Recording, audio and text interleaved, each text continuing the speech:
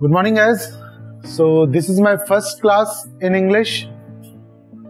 See, my English classes will be for the student of these areas, especially from Bijapur and Chhattisgarh, where English language is, they're using English language as a second language. So I believe if somebody wants to learn a second language, it's very important to use first language to learn second language. मेरे किसी शिक्षक ने भी कहा था कि हम लोग हिंदी भाषी क्षेत्र के लोगों को अगर इंग्लिश सीखना है और इंग्लिश के टीचिंग में हम लोग हिंदी का उपयोग न करें तो ये सीखने वाले के साथ बहुत अन्याय होगा। तो मेरे इंग्लिश के क्लासेस उन स्टूडेंट्स के लिए हैं जो नॉर्मली इंग्लिश को एज अ सेकंड लैंग्वेज सीख रहे हैं। So my first class will be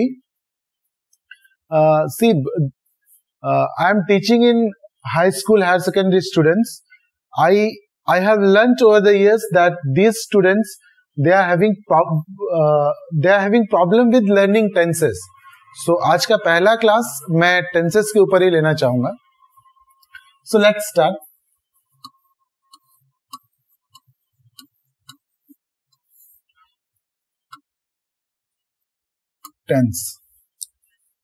tense के बारे में एक ट्रेडिशनल मेथड को हम लोगों को तोड़ना है। नॉर्मली जब हम लोग टेंस सीख रहे होते हैं तो वहां टेंस होता है present tense,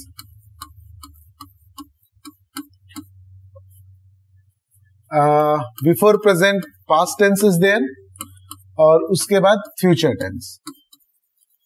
so normally classes में हम लोग ये सीखते हैं कि what is past, what is present and what is future. If something happened yesterday it is past. If something is happening right now, this is present, and future is obviously which will add to come. दूसरी चीज tense में हम लोगों के बच्चों को ये पता होता है कि सिंपल प्रेजेंट टेंस में सब्जेक्ट प्लस वर्ब का first form plus object, continuous tense में सब्जेक्ट प्लस वर्ब का इज-एम-आर प्लस वर्ब का आईएनजी फॉर्म प्लस ऑब्जेक्ट। हम लोग ज्यादातर बच्चों को फोकस इसी चीज में किए जब हम लोग टेंस पढ़ा रहे हैं। तो एक प्रेजेंट टेंस है जिसमें सिंपल है तो उसका वर्ब का फर्स्ट फॉर्म लगेगा, कंटिन्यूअस है तो is, am, are plus verb का आईएनजी फॉर्म। अगर प्रेजेंट परफेक्ट है have, has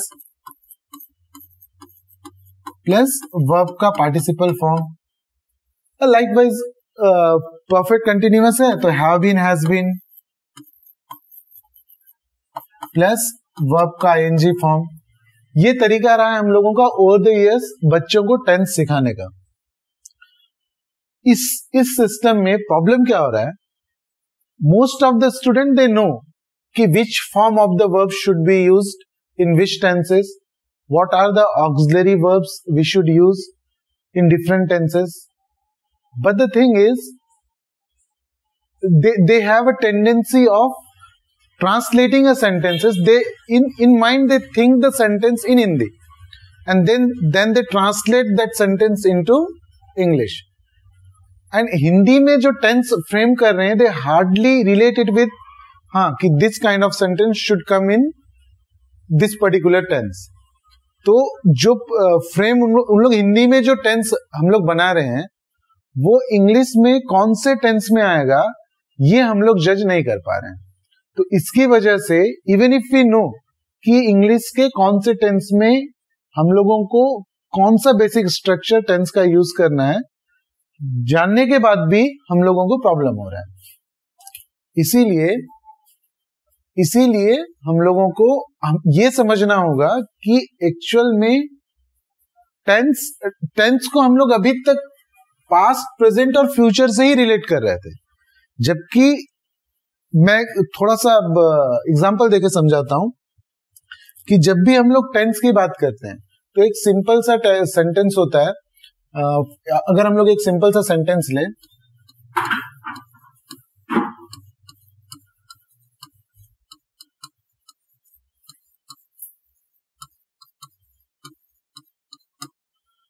I am playing football. अगर इसको मैं सिंपल प्रेजेंट टेंस में करूंगा तो क्या कर लूंगा मैं, आई प्ले फुटबॉल। इसको मैं प्रेजेंट परफेक्ट में करूंगा तो आई हैव प्लेड फुटबॉल। अगर प्रेजेंट कंटिन्यूअस में करूंगा तो आई हैव बीन प्लेइंग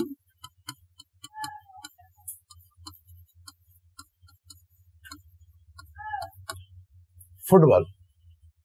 ऐसे करने के बाद भी अगर हम लोग का ट्रेडिशनल मेथड है जिसपे हम लोग सीख रहे हैं subject plus verb plus object में, if we are learning auxiliary verbs and different form of verbs when we are learning tenses, तो फिर हम लोग को इतना सब करने का भी क्या जरूरत है। सब्जेक्ट और ऑब्जेक्ट, सब्जेक्ट हम लोग देख लें तो subject is common, irrespective of subject जो चेंज होना ही नहीं है, तो every time why we should use subject plus verb plus object. Object will be constant, object भी वही रहता है, तो चेंज क्या होता है सिर्फ सब्जेक्ट, सिर्फ verb. So when we are studying tense, when we are trying to understand tense, the one thing we should understand very clearly कि सिर्फ हम लोगों का वर्ब चेंज हो रहा है। वर्ब में auxiliary verb plus main verb. See, main verb is play. Main verb is play. Plays, then playing, have played, have been playing. तो play हम लोगों का main verb है और auxiliary verb जो है हम लोगों का helping verb जो है वो कौन सा है, am, have been, ये हम लोगों का auxiliary verb है। So auxiliary verb और main verb या overall हम लोगों का verb, सिर्फ verb ही change हो रहा है। और वर्ब चेंज होने से जो हम लोग इसको टेंस के साथ देख रहे हैं कि वेदर इट्स पास्ट, प्रेजेंट और फ्यूचर, तो इसके साथ न देखें, सिर्फ हम लोगों का जो वर्ब चेंज होता है टेंस में, वर्ब के चेंज होने से सिर्फ एक चीज क्लैरिफाई होता है कि आपका जो एक्शन है सेंटेंस में, वो जो वर्ब है, जो एक्शन हुआ है उसका टाइम रिलेशन क्या है। अगर सिंपल शब्द में बोलूं तो टेंस को एज अ टेंस हम लोग को नहीं लेना है। What is tense? Tense is action time relation. Action is nothing but the verb. Exactly किस पॉइंट ऑफ टाइम पे आपका वो एक्शन हुआ है, वो अगर हम लोग मेक आउट कर लेते हैं तो accordingly we can use tenses, right. तो अभी हम लोग टाइमलाइन, हर टेंस को हम लोगों को टाइमलाइन पे समझना होगा। टाइमलाइन पे अगर हम लोग टेंस को समझ जाते हैं तो फिर हम लोगों को we need not to transform sentences from Hindi to English. Even if we are transforming sentence from Hindi to English, it will become easy if we know कि which tense we have to use. Right now we are our mind is working on two things. First thing is after transforming we are not able to find out which tenses we should use. Then once we have decided which tenses we have to use in particular sentence, जो हम लोग का sentence है उसमें हम लोग को कौन सा tense को use करना है, ये decide करने के बाद फिर second thing we are deciding what is the verb, what is the auxiliary verb, which form of the verb we have to use. ये दूसरा चीज है। Simultaneously our brain is working on two things. Now अगर हम लोग timeline को समझ लिए तो बहुत ज्यादा हम लोगों को ये सोचना नहीं पड़ेगा कि ये कौन सा टेंस में आने वाला है। डायरेक्टली हम लोग उस टेंस के अकॉर्डिंगली ऑक्सिलरी वर्ब ये सबको यूज कर सकते हैं। अगर ये बातें समझ में नहीं आ रही है, कठिन लग रही है, तो हम लोग एग्जाम्पल से समझते हैं, हम लोगों को आसानी से समझ में शायद आ जाए। अच्छा, टेंस जब हम लोग को पढ़ना होता है तो हम लोगों को एक दूसरा ट्रेडिशनल चीज जो छोड़ना होगा वो ये है कि कभी भी टेंस आप लोग स्टार्ट सिंपल प्रेजेंट टेंस के साथ मत कीजिए। अब मैं टेंस स्टार्ट कर रहा हूं और हमेशा हम लोगों को अगर टेंस सीखना है तो the best tense we should start with is simple past tense. Simple past tense.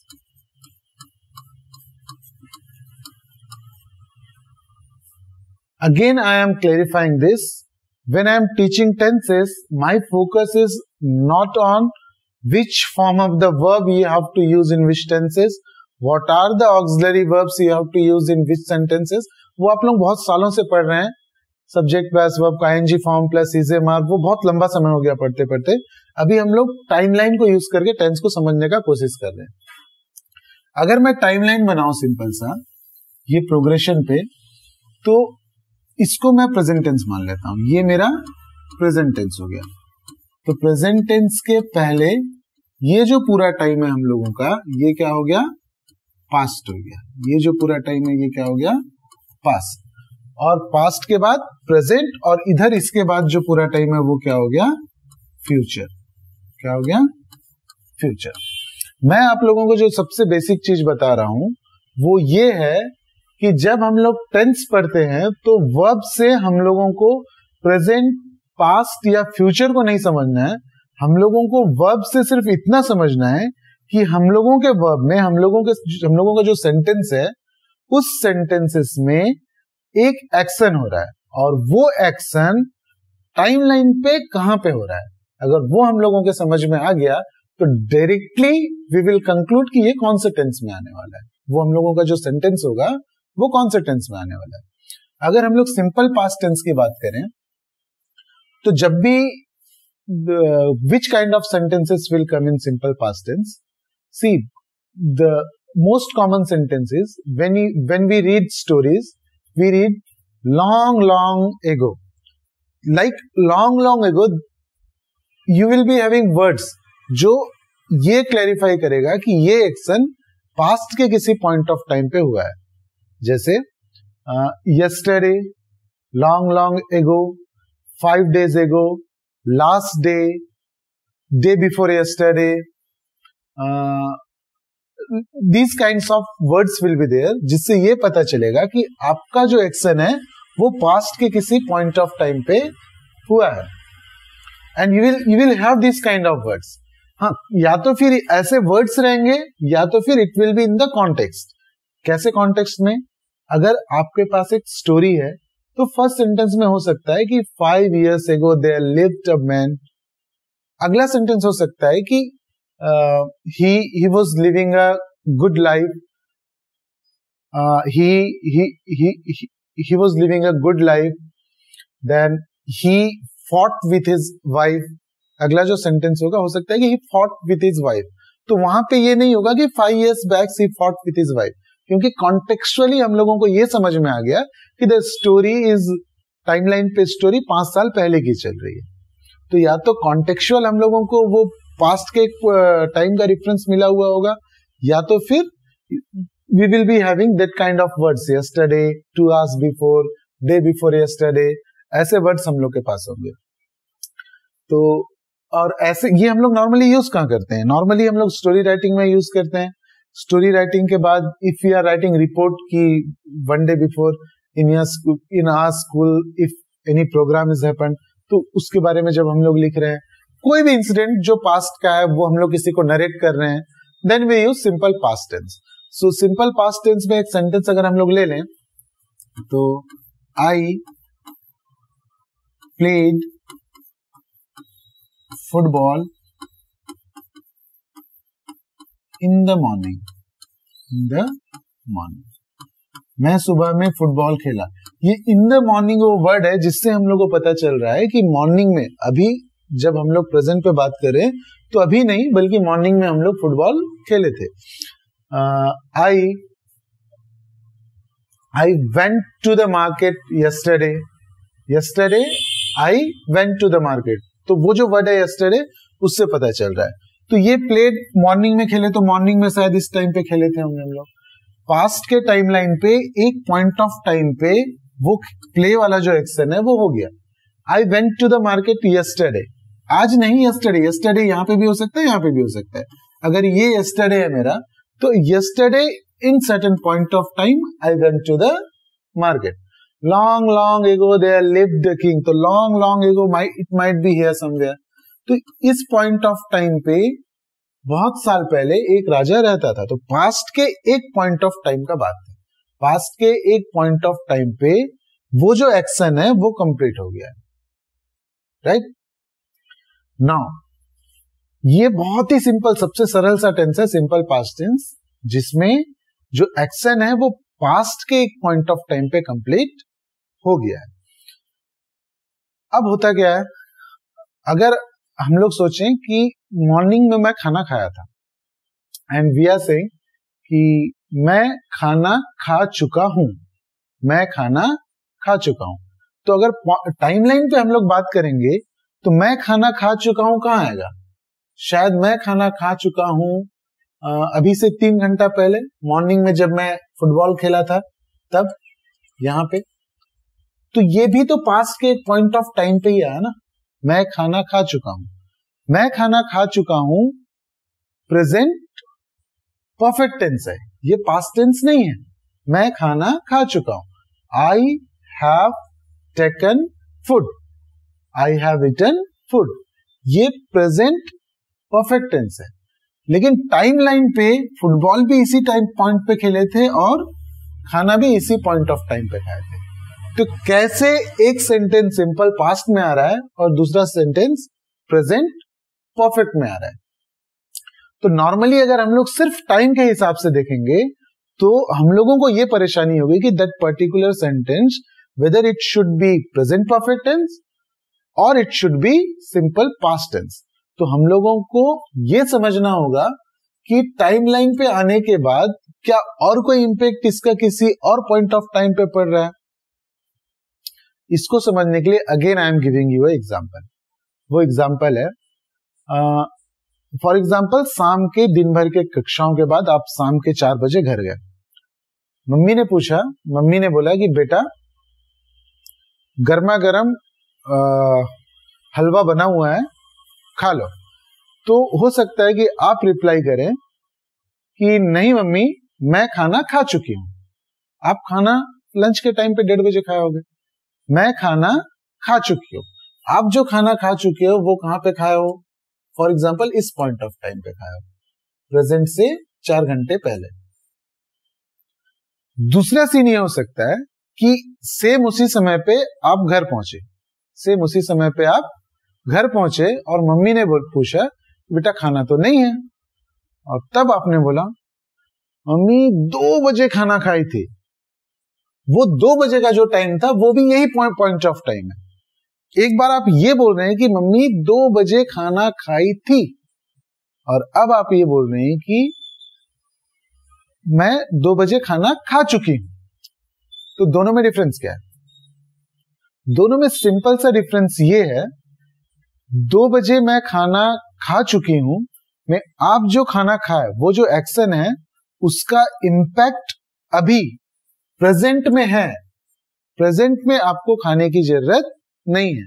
लेकिन अगर आप ये बोलते हैं कि मम्मी 2 बजे खाना खाई थी, इसका मतलब इस खाने का कोई इंपैक्ट प्रेजेंट में नहीं है, उस एक्शन का कोई इफेक्ट प्रेजेंट में नहीं है और अभी आपको और खाने की जरूरत है। बहुत क्लियरली बात समझ में आई। एक और एग्जांपल देता हूं। फॉर एग्जांपल आप मैथ्स के क्लास पे हैं और मैथ्स के क्लास में बात हो रही है टेबल की, कि आपको 15 का टेबल आता है। Some teacher asked you whether you know table of 15। तो 2 सेंटेंस आप बोल सकते हैं। 15 का टेबल तो मैं 5th क्लास में सीख चुकी हूं। 15 का टेबल मैं 5th क्लास में सीख चुकी हूं। दूसरा सेंटेंस क्या हो सकता है? 15 का टेबल मैं 5th क्लास में सीखी थी। What is the difference? Right now अगर आपको पहाड़ा आता है तो आप 15 का टेबल 5th क्लास में सीख चुके हैं। लेकिन अगर अभी आपको पहाड़ा नहीं आता है तो आप 15 का टेबल 5th क्लास में सीखे थे, मतलब अभी नहीं आता है। उस सीखने का इंपैक्ट अभी नहीं है। तो सिंपली एक्शन जो हो रहा है आपका वो पास्ट के एक पॉइंट ऑफ टाइम पे हो रहा है। दोनों ही एक्शन, जब हम लोग बात करें सिंपल पास्ट टेंस की या फिर हम लोग बात करें प्रेजेंट परफेक्ट टेंस की, दोनों में ही एक्शन पास्ट के एक पॉइंट ऑफ टाइम पे हो रहा है। डिफरेंस ये है कि दोनों में से जब आप चुकी हूं बोल रहे हैं तो उसका इंपैक्ट प्रेजेंट पे है। If I have taken dinner it means If I have taken lunch, it means right now I don't need lunch. I am not hungry.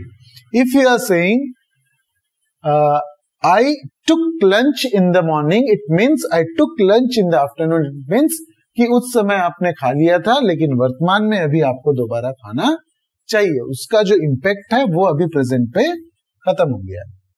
Right? तो एक साथ हम लोग दोनों टेंस सीख गए. सिंपल पास्ट टेंस भी सीख गए और प्रेजेंट परफेक्ट टेंस भी सीख गए. राइट? अब इसको जब हम लोग को इंग्लिश में लिखना होता है तो this is not very big thing. ये हम लोग क्लास में एक साथ भी कर सकते हैं, लेकिन सिंपली हम लोग अभी फिलहाल के लिए ध्यान रख सकते हैं कि सिंपल पास्ट टेंस जब हम लोग को करना होता है तो हम लोगों को वर्ब का सेकंड फॉर्म यूज करना है. सबसे ही सिंपल सेंटेंस है, सबसे ही सिंपल टेंस है, सिर्फ वर्ब का सेकंड फॉर्म यूज करना है. Then we will be having words like yesterday, long ago, this kind of words will be there. और अगर हम लोग को प्रेजेंट परफेक्ट करना है तो we have to use have plus verb का थर्ड फॉर्म. इस चीज पे बहुत ज्यादा अभी दिमाग लगाने की जरूरत नहीं है. वर्तमान में आप बस ये समझिए कि टाइम लाइन पे कौन सा टेंस कहां पे आ रहा है.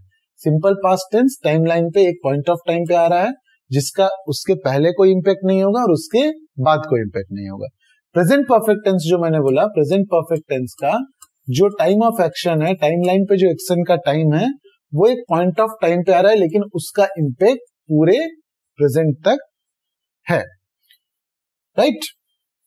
तो हम लोगों का अभी तक कौन कौन सा टेंस हो गया? सिंपल पास्ट टेंस हो गया पहला टेंस, और सिंपल पास्ट टेंस पढ़ते पढ़ते ही हम लोगों ने दूसरा टेंस जो सीखा वो था प्रेजेंट परफेक्ट टेंस. अब मेरे प्रोग्रेशन में अगला टेंस जो हम लोग को सीखना चाहिए वो इन जनरल जब भी हम लोग टेंस पढ़ते हैं तो बहुत बाद में पढ़ते हैं, उस टेंस को मेरे प्रोग्रेशन के हिसाब से अब सीखना चाहिए. ये आपका टाइम लाइन हो गया. टाइम लाइन में ये आपका प्रेजेंट हो गया, और प्रेजेंट के बाद ये आपका फ्यूचर हो गया, और इधर ये आपका पास्ट हो गया. राइट? अब हम लोग पास्ट कंटिन्यूअस नहीं, अब हम लोग पास्ट परफेक्ट सीखने वाले हैं. सिंपल पास्ट सीख गए, प्रेजेंट परफेक्ट सीख गए, अब हम लोग सीखेंगे simple past.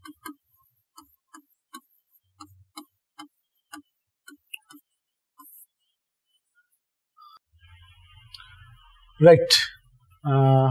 We have completed simple past tense and present perfect tense. Now we'll start past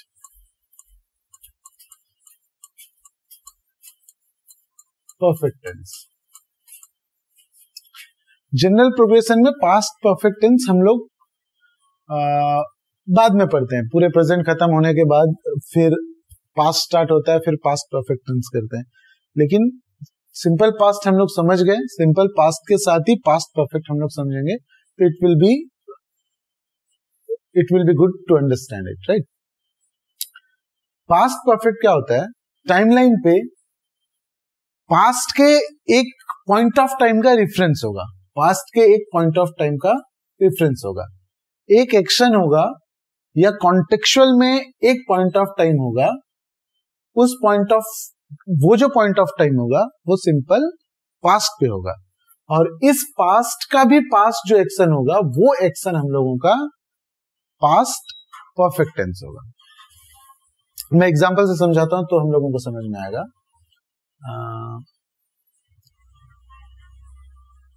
मैं कक्षा 5वीं में पढ़ने से पहले ही गिनती सीख चुकी थी.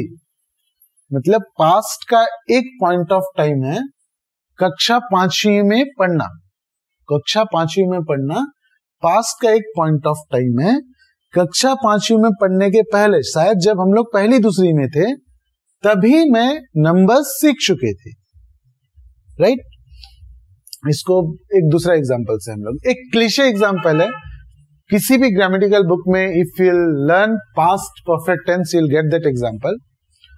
The train had left the station before I reached the station. जब तक मैं स्टेशन पहुंचा उसके पहले ही ट्रेन छूट चुकी थी. दो एक्शंस हो रहे हैं. पहला एक्शन, एक एक्शन है आपका पहुंचना, when in which point of time you reached, and दूसरा जो एक्शन है वो ट्रेन का छूटना, ट्रेन लीविंग द स्टेशन, ये आपका दूसरा एक्शन है। इन दोनों में रिसेंट पास्ट में, अगर मैं प्रेजेंट से बात करूं तो रिसेंट पास्ट में, प्रेजेंट में पहले कौन सा घटना हुआ प्रेजेंट के अकॉर्डिंगली, तो मेरा पहुंचना फर्स्ट यहां पे हुआ रीच, और आपके पहुंचने के पहले ही स्टेशन से ट्रेन छूट चुकी थी। ये आपका पास्ट के पास्ट में हुआ, ये आपका सिंपल पास्ट है। सिंपल पास्ट के पहले जो हुआ वो आपका पास्ट परफेक्ट है। तो पास्ट परफेक्ट कौन सा टेंस होता है जिसमें सिंपल पास्ट के एक पॉइंट ऑफ टाइम का एक एक्शन होता है और पास्ट परफेक्ट का जो एक्शन होगा वो उसके भी पहले का होगा।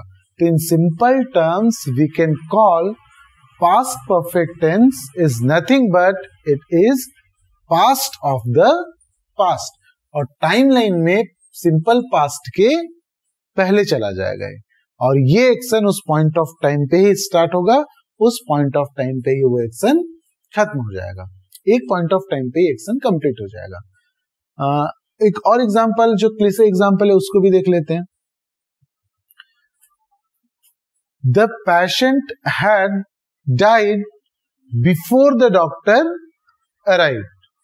दो एक्शंस हो रहे हैं, एक पेशेंट, एक जो एक्शन है वो कौन सा है, the patient had died, the patient had died before the doctor arrived, before the doctor arrived. एक जो एक्शन है वो कौन सा हो रहा है, पहुंचने का, और दूसरा जो एक्शन हो रहा है वो द पेशेंट हैड डाइड का। तो इन दोनों में मैं प्रेजेंट के रेफरेंस में देखूंगा तो प्रेजेंट के पास में कौन सा घटना हो रहा है, मतलब इन दोनों में बाद में कौन सा हुआ है, इसके तरफ से पहले कौन सा हुआ है। तो पहले पेशेंट का डेथ हुआ या पहले डॉक्टर पहुंचा, पास्ट पे डॉक्टर पहुंचा, यहां पे डॉक्टर पहुंचे, लेकिन डॉक्टर के पहुंचने के भी पास्ट पे, मतलब पास्ट के पास्ट पे द पेशेंट हैड डाइड। दो एक्शंस हो रहे हैं, एक पास्ट पे और एक पास्ट के पास्ट पे। हमेशा ध्यान रखना, I am always saying one is in the past and another one is the past of the past. तो जो मैं पास्ट की बात कर रहा हूं ये सिंपल पास्ट में होगा, ये किस में होगा, सिंपल पास्ट टेंस में, ये होगा सिंपल पास्ट टेंस में। और सिंपल पास्ट टेंस जो हम लोग ऑलरेडी पढ़ चुके थे, वर्ब का सेकंड फॉर्म, वो देखो, the train had left the station before I reached the station, before I reached the station, I plus verb का सेकंड फॉर्म, ये हो गया हम लोगों का सिंपल पास्ट, ये हो गया हम लोगों का simple past. Before I reach the station, the train had left, the train had left, ये पास्ट का भी पास्ट हो गया, ये हो गया हम लोगों का पास्ट परफेक्ट।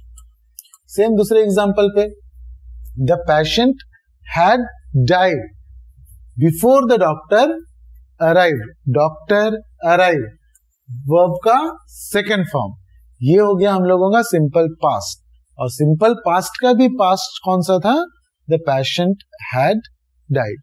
तो टाइमलाइन पे पास्ट परफेक्ट टेंस कहां पे चला गया, सिंपल पास्ट के एक पॉइंट ऑफ टाइम से बहुत पहले।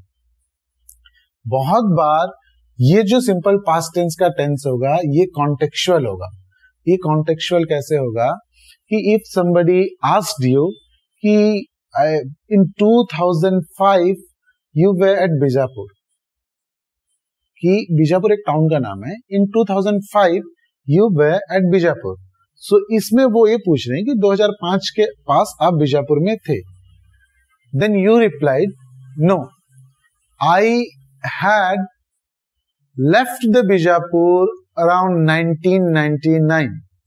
तो 2000 के भी पास्ट का एक टाइम आपने लिया कि आप 1999 में ही बीजापुर छोड़ चुके थे। तो इस पे आपको सिंपल पास्ट का जो टेंस, जो वर्ब है वो नहीं मिला, लेकिन कॉन्टेक्चुअल से आपको ये क्लैरिटी है कि आप किसके रेफरेंस पे बता रहे हैं कि somebody asked you कि in 2005 you were at Bijapur, somebody asked you, तो आप उसके रेफरेंस में you are replying to that person कि no, I had left Bijapur in 1999 itself. तो वो जो दूसरा सेंटेंस है वो कॉन्टेक्चुअल भी हो सकता, जो सिंपल पास्ट का टेंस है वो आपके सेंटेंस में कॉन्टेक्चुअल भी हो सकता है, या most of the time it will be like this only. There will be two verbs, one will be in simple past and another the past of the past will be past perfect. Right, चलिए अब हम लोगों का past perfect हो गया. अब past में हम लोगों का बच गया है पास्ट कंटिन्यूअस और पास्ट परफेक्ट कंटिन्यूअस. ये भी आप लोगों को आता है, बस मुझे ये करना है कि ये आपको टाइमलाइन पे सिखाना है. ये आपको टाइमलाइन पे, अगेन ये हो गया आपका प्रेजेंट, ये हो गया आपका फ्यूचर और ये हो गया आपका पास्ट. अब इस पे देखिए, अब हम लोग बात करने वाले हैं पास्ट कंटिन्यूअस की, और पास्ट कंटिन्यूअस के साथ ही मैं आपको टाइमलाइन पे बताऊंगा past perfect continuous. Past continuous मतलब अभी तक हम लोग सिंपल पास्ट में जिस सेंटेंस की बात कर रहे थे वो एक पॉइंट ऑफ टाइम पे स्टार्ट हो रहा था और कंप्लीट हो रहा था, एक डेफिनेट हो जा रहा था. वो पास्ट कंटिन्यूअस में ये तो तय है कि पास्ट के एक पॉइंट ऑफ टाइम पे वो वर्क स्टार्ट होगा, पास्ट के एक पॉइंट ऑफ टाइम पे वो वर्क होगा, लेकिन it will B indefinite. Indefinite मतलब वो वर्क स्टार्ट कब हुआ और एंड कब होगा वो आप मेंशन नहीं कर सकते, वो मेंशन आप नहीं कर पाएंगे, वो क्लैरिटी नहीं रहेगा. इन सिंपल टर्म्स आप एक सेंटेंस बोलेंगे कि मैं कल खेल रहा था, कल से ये पता चल गया कि पास्ट के एक पॉइंट ऑफ टाइम पे, even if you are not saying कल मैं खेल रहा था, तो था से हम लोग को ये समझ में आ रहा है कि पास्ट के एक टाइम पे आप खेल रहे थे, लेकिन वो पॉइंट ऑफ टाइम नहीं होगा और आपका जो खेलने का एक्शन है वो कंप्लीट नहीं हुआ होगा. आपके सेंटेंस में खेल रहा था, खेल रहा तक समझ में आया, लेकिन वो खेलने का जो एक्शन है वो कंप्लीट वहां पे नहीं हुआ है. तो अगर हम लोग टाइम लाइन पे देंगे खेलने का टाइम को, जब हम लोग शो करेंगे तो एक टाइम हम देंगे कि इस टाइम पे आप खेल रहे थे, लेकिन वो खेल आपका किस समय पे स्टार्ट हुआ है और किस समय पे खत्म हुआ है वो आप डेफिनेट नहीं कर पाएंगे. किस समय पे स्टार्ट हुआ है और किस समय पे खत्म हुआ है वो डेफिनेट नहीं कर पाएंगे. वैसे सेंटेंसेस को आप पास्ट कंटिन्यूअस में लिखेंगे. फॉर एग्जाम्पल, मैं कल खेल रहा था, मैं कल मार्केट जा रहा था, ये सारी अगर आप उसमें टाइम मेंशन कर दिए कि मैं इतने बजे से इतने बजे तक ये काम कर रहा था, तो फिर वो प्रेजेंट कंटिन्यूअस नहीं रहेगा. इसलिए नहीं रहेगा क्योंकि आपका जो वर्क है वो कंटिन्यू नहीं रहा है, वो एक पॉइंट ऑफ टाइम पे खत्म हो गया है, वो एक पॉइंट ऑफ टाइम पे खत्म हो गया. और हम लोगों को पास्ट क्या चाहिए? कंटिन्यूअस चाहिए. पास्ट क्या चाहिए? कंटिन्यूअस. तो अगर आप मैं दोनों को एक साथ इसीलिए पढ़ा रहा हूं कि टाइमलाइन पे पास्ट कंटिन्यूअस और पास्ट परफेक्ट कंटिन्यूअस ये दोनों ही एक ही जगह आएंगे कि पास्ट के एक पॉइंट ऑफ टाइम पे वो स्टार्ट होंगे. डिफरेंस ये है कि पास्ट कंटिन्यूअस में आप उस एक्शन का स्टार्टिंग पॉइंट और एंडिंग पॉइंट डिफाइन नहीं कर सकते. अगर आप वो जो एक्शन है उसका स्टार्टिंग पॉइंट और एंड पॉइंट डिफाइन कर देते हैं, लिख देते हैं, तो फिर वो हो जाता है आपका पास्ट परफेक्ट कंटिन्यूअस. बहुत ही सिंपल टर्म्स में अगर आप ये बोलते हैं कि मैं कल खेल रहा था, तो ये आपका खेलने का काम खेल रहा था, वो कितने समय तक खेले ये क्लैरिटी नहीं है हम लोगों को, किस पॉइंट ऑफ टाइम तक खेले ये क्लैरिटी नहीं है. तो पॉइंट ऑफ ये जो टाइमलाइन है उसमें वो पॉइंट ऑफ टाइम नहीं होगा जहां पे आपका वो काम खत्म हुआ है. लेकिन अगर आप पास्ट परफेक्ट कंटिन्यूअस की बात कर रहे हैं तो वही सेंटेंस आपका हो जाएगा कि कल मैं सुबह 6 बजे से दोपहर 2 बजे तक खेल रहा था. अब क्या हो गया, आपका जो खेलने का टाइम है वो कल 2 बजे ये पॉइंट ऑफ टाइम हो गया और 6 बजे ये पॉइंट ऑफ टाइम हो गया। इन दोनों टाइम में आपका स्टार्टिंग और एंडिंग टाइम बहुत क्लियरली मेंशन हुआ है। आपका जो एक्शन है वो इस ड्यूरेशन ऑफ टाइम पे चला है, ये क्लैरिटी हम लोगों को मिल गया। तो उस ड्यूरेशन ऑफ टाइम का क्लैरिटी अगर हो जाता है तो वही सेंटेंस पास्ट में परफेक्ट भी हो गया। परफेक्ट इन द सेंस आपका वो एक्शन कंप्लीट भी हो गया है एंड इट कंटिन्यूड ऑल्सो। जो 2 पॉइंट ऑफ टाइम दिया हुआ है उन 2 पॉइंट ऑफ टाइम के बीच में वो जो एक्शन था वो आपका कंटिन्यू भी हुआ था, राइट। अब टाइमलाइन पे हम लोगों को समझ में आ गया। पास्ट कंटिन्यूअस में हम लोगों को वॉज वेयर प्लस वर्ब का आईएनजी फॉर्म। मैं I am again telling you, you need not bothered about where we have to use which auxiliary verbs and which form of the verbs. Later we will see, it's very simple. हम लोग एक class में इस चीज को बहुत अच्छे से कर लेंगे। Traditionally most of you know this कि कहां कहां क्या क्या आता है। Even if you don't know this, अभी समझ के लिए बस मैं एक बार ऐसे बता रहा हूं, बहुत ज्यादा फोकस इस पे नहीं करना है। हम लोगों को सिर्फ ये समझना है फिलहाल कि हिंदी के वो कौन कौन से सेंटेंस है जो हम लोग ट्रांसलेट करते हैं तो हम लोगों को कंफ्यूजन होता है कि ये पास्ट टेंस है कि पास्ट परफेक्ट है, वो समझ हम लोग को बस बनानी है। तो ये टाइमलाइन पे कहां पे आ रहा है उस चीज को हम लोगों को समझना है, राइट। तो अभी पास्ट कंटिन्यूअस में वॉज वेयर प्लस वर्ब का आईएनजी फॉर्म और पास्ट परफेक्ट कंटिन्यूअस में हैड प्लस वर्ब का participle form, had plus been plus verb का आईएनजी फॉर्म। ये भी कंटिन्यूअस है, ये भी कंटिन्यूअस है, दोनों में ही वर्ब के आईएनजी फॉर्म आएंगे। ये वॉज वेयर रहेगा आपका पास्ट कंटिन्यूअस में और पास्ट परफेक्ट कंटिन्यूअस में हैड बीन प्लस वर्ब का आईएनजी फॉर्म रहेगा। हिंदी में कौन से सेंटेंसेस आएंगे वो भी हम लोगों ने डिस्कस कर लिया। तो अभी फिलहाल के लिए आज का क्लास हम लोग यहाँ पे स्टॉप करते हैं। पास्ट में हम लोगों ने सिंपल पास्ट भी सीख लिया, पास्ट कंटिन्यूअस भी सीख लिया, पास्ट परफेक्ट कंटिन्यूअस भी सीख लिया, पास्ट परफेक्ट भी सीख लिया। तो हम लोग का सिंपल पास्ट कंप्लीट हो गया। सिंपल पास्ट के अलावा प्रेजेंट में हम लोगों ने प्रेजेंट परफेक्ट टेंस भी सीख लिया है, right. So thank you for now.